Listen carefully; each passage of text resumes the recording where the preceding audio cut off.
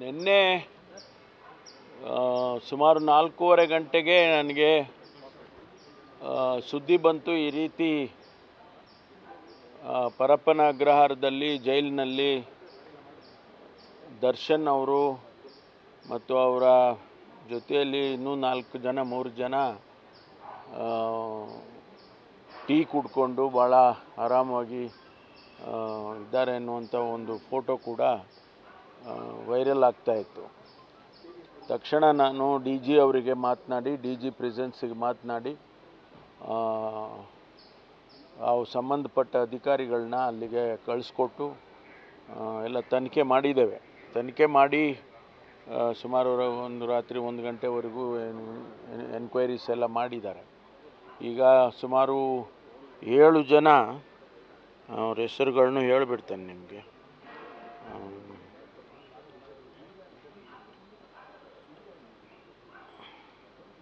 7 ಜನ ಅಧಿಕಾರಿಗಳನ್ನು ಈಗ ಸಸ್ಪೆಂಡ್ ಮಾಡಿದ್ದೇವೆ.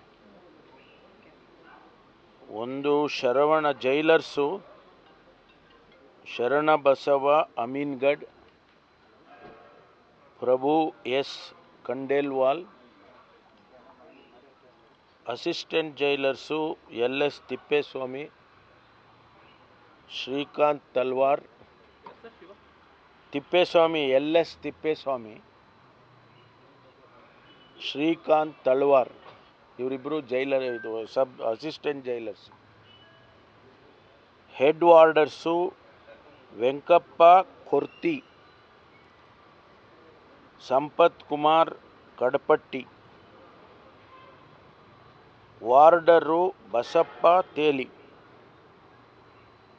ಇವರಿಷ್ಟು ಜನರನ್ನು ಸಸ್ಪೆಂಡ್ ಮಾಡಿದ್ದೇವೆ. ಯಾವ ರೀತಿ ಈ ಇನ್ಸಿಡೆಂಟ್ ನಡೆದಿದೆ ಅನ್ನೋದ್ರ ಬಗ್ಗೆ ಈಗ ವರದಿಯನ್ನು ಕೇಳಿದ್ದೇನೆ. DG ಅವರು ಕೂಡ ಈಗಾಗಲೇ DG ಪ್ರಿಸನ್ಸ್ ಅವರು ಕೂಡ ಈಗ ಇನ್ಸ್ಪೆಕ್ಷನ್ ಹಾಕ್ಕೊಂಡಿದ್ದಾರೆ. ಅವರು ಕೂಡ ಬೆಳಿಗ್ಗೆ ಹೋಗಿದ್ದಾರೆ. ಇಂಥ ಘಟನೆ ನಡೀಬಾರ್ದು, ಯಾವ ಕಾರಣಕ್ಕೂ ಕೂಡ ನಡೀಬಾರ್ದು. ಆದರೆ ಈ ವ್ಯಕ್ತಿಗಳು ಯಾರು 7 ಜನ ಹೆಸರು ಹೇಳಿದ್ದೇನೆ, ಇವರು ಭಾಗಿಯಾಗಿದ್ದಾರೆ. ಅವರಿಗೆ ಆ ರೀತಿ ಅವಕಾಶ ಮಾಡಿಕೊಟ್ಟಿದ್ದಾರೆ ಅಂತ ಹೇಳಿ ನಮಗೇನು ವರದಿ ಬಂದಿದೆ. ಅದರ ಪ್ರಕಾರ ಈಗ ಸಸ್ಪೆಂಡ್ ಮಾಡಿ ಮುಂದಿನ ಕ್ರಮ ತಗೊಳ್ತೀವಿ. ಆಮೇಲೆ ಸೀನಿಯರ್ ಆಫೀಸರ್ಸ್ ಯಾರಿದ್ದಾರೆ ಅಲ್ಲಿ, ಜೈಲ್ ಸೂಪರ್ಡೆಂಟ್ ಇರ್ಬೋದು, ಅದಕ್ಕಿಂತ ಸೀನಿಯರ್ಸ್ ಇರ್ಬೋದು, ಅವ್ರನ್ನೂ ಕೂಡ ಅಲ್ಲಿಂದ ಟ್ರಾನ್ಸ್ಫರ್ ಮಾಡ್ತೇನೆ. ಅಲ್ಲಿಂದ ಶಿಫ್ಟ್ ಮಾಡಿ ಬೇರೆಯವ್ರನ್ನ ಹಾಕೋದಕ್ಕೆ ಈಗಾಗಲೇ ನಾನು ವರದಿ ಬಂದ ತಕ್ಷಣ ಅವ್ರ ಮೇಲೂ ಕೂಡ ಕ್ರಮ ತಗೊಳ್ತೀವಿ. ಯಾಕೆಂದರೆ ಪದೇ ಈ ರೀತಿ ಆಗಬಾರ್ದು. ಯಾವುದೇ ಜೈಲಿನಲ್ಲಾಗಲಿ ರಾಜ್ಯದಲ್ಲಿರ್ತಕ್ಕಂಥ ಎಲ್ಲ ಬಂದಿಖಾನೆಗಳಲ್ಲೂ ಕೂಡ ನಾವು ಸೆನ್ಸಿಟೈಸ್ ಮಾಡಿದ್ದೀವಿ, ಕ್ಯಾಮ್ರಾಗಳು ಹಾಕ್ತಾಯಿದ್ದೀವಿ, CCTVಗಳನ್ನ ಹಾಕ್ತಾಯಿದ್ದೀವಿ, ಆಮೇಲೆ ಜಾಮರ್ಸ್ಗಳಾಗ್ತಾಯಿದ್ದೀವಿ. ಇಷ್ಟೆಲ್ಲ ಆದರೂ ಕೂಡ ಇನ್ನೂ ಇಂಥ ಘಟನೆಗಳು ನಡೆಯುತ್ತೆ ಅಂತ ಹೇಳಿದ್ರೆ ಅಧಿಕಾರಿಗಳು ಇನ್ನೂ ಹೆಚ್ಚಿನ ಕಠಿಣವಾಗಿ ಅವರು ಕೆಲಸ ಮಾಡಬೇಕಾಗ್ತದೆ. ಅದರಿಂದ ಅವ್ರ ಮೇಲೆ ಕ್ರಮ ತಗೊಂಡು ಮುಂದೆ ಇಂಥದ್ದು ನಡೆದ ಹಾಗೆ ನೋಡ್ಕೊಳ್ತೇವೆ.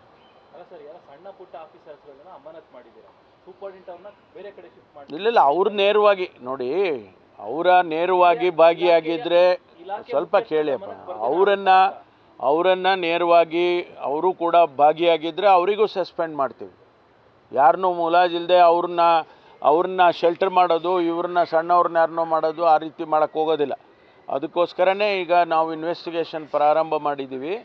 ಅವರ ಭಾಗಿಯಾಗಿದ್ದಾರೆ, ಅವ್ರ ಗಮನದಲ್ಲಿತ್ತು ಅಥವಾ ಅವರ ನೇರವಾದ ಅವರ ಕೈ ಕೆಳಗಡೆ ಇತ್ತು ಅಂತಂದರೆ ಅವರನ್ನು ಕೂಡ ಸಸ್ಪೆಂಡ್ ಮಾಡ್ತೀವಿ.